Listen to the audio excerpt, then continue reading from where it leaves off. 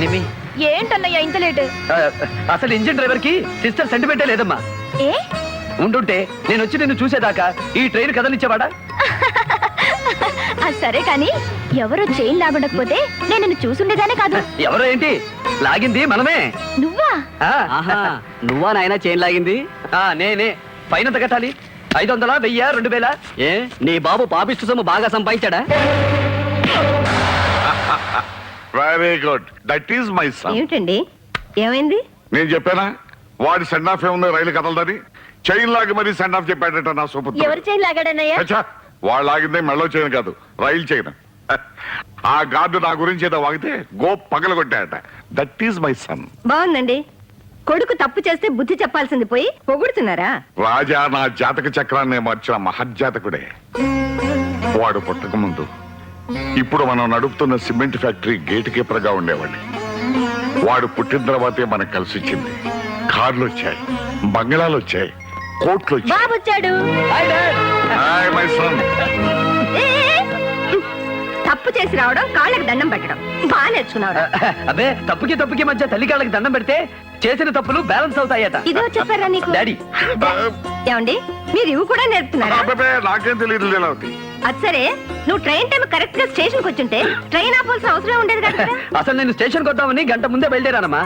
నా ఫ్రెండ్ సుబ్బారావు లేడు, వాడి మదర్ రాజలక్ష్మమ్మ గారు అట్లాగే నిండుగా ఉంటుంది. సడన్ గా ఆవిడికి హార్ట్ అటాక్ వచ్చింది. నీకు రాదులే, పక్కన ఎవరూ లేరు. అంతే ఆఘమేఘాల మీద ఆవిడ్ని నా కారులో తీసుకెళ్లి హాస్పిటల్లో జాయిన్ చేసి వచ్చేసరికి మా నాన్నే ఎంత మంచి పని చేసావురా. రెండు మంచి గాని రా వదినా. ఎందుకు నాకు కోతలు కోసే ముందు ఒక్కసారి నా ఫేస్ చూడరా? బాగా కొయ్యలేదా? నువ్వు ఇప్పుడు రాజలక్ష్మి చూడు, ఒక్క గంట క్రితమే నా దగ్గరకు వచ్చి డబ్బు తీసుకెళ్ళి నీ అమ్మ చూడలేదులే. అమ్మయ్యా అక్కడ బతికిపోయాం, ఇక తినొచ్చు. వెళ్దాం పద.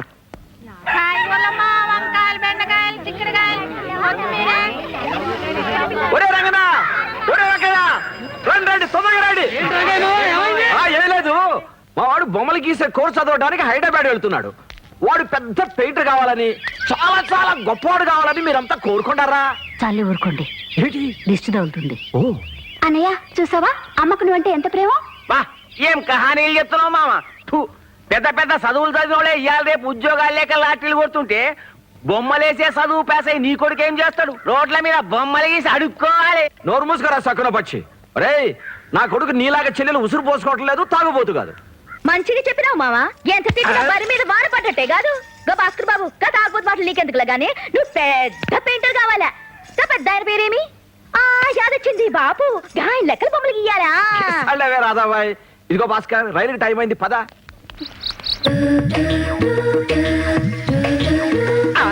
అదేంటి బావా, కలర్ అంతా ఈ పక్కనుంటే నీ కళ్ళు ఆ కలర్ చూడడానికి చూస్తున్నాయేంటి? మోడర్న్ ఫిగర్ల మీద మొహం ముత్తిందిరా బామ్మర్ది. నాటు కావాలరా, నాటు. నాటు కావాలంటే నా సొంటి అవులగాని పట్టుకోవాలి. చిల్లర ఇవే పైసలేం లేవు. ఒకటోసారి చెప్తున్నా, ఇస్తావా ఇయ్యవా? బావా ఒక్కవేళ చూపిస్తుందంటే 100 అడుగుతుందేమో. చీపే. 2 ఏళ్ళు చెప్తున్నా, ఇస్తావా ఇయ్యవా? వీడు 2,000 కూడా లేపాడేంటి? రేటు పెంచిందేమో.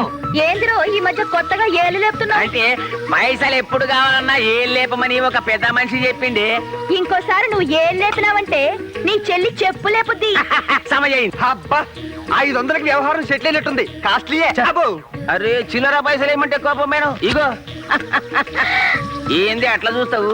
నీకోసం బేరం తెచ్చిండే మీ అన్న. 100 రూపాయల వజ్జీలు కట్టు. ఎవరికి? అగో ఆ సారోళ్ళకి. ఇటే చూపిస్తున్నాడంటే సెటిల్ అయిపోయినట్టే. బడే ముష్కిల్తో 5,000 సెటిల్ అయింది సార్. 500 కదా? 500కి అమ్మహ రాదు వస్తుంది. అరే 500 నాకు కమిషన్ ఉన్నది. తొందరగా కొట్టరా. పైసలు నాకు వద్దు సార్, కష్టం చేసేటోళ్ళకి ఇవ్వండి. అరే ఓ రాబాయ్, సార్ వెయిటింగ్ గా ఉన్నాడు, జల్దిగా రావాలి. 5 మినిట్లు వస్తుంది సార్. All the way.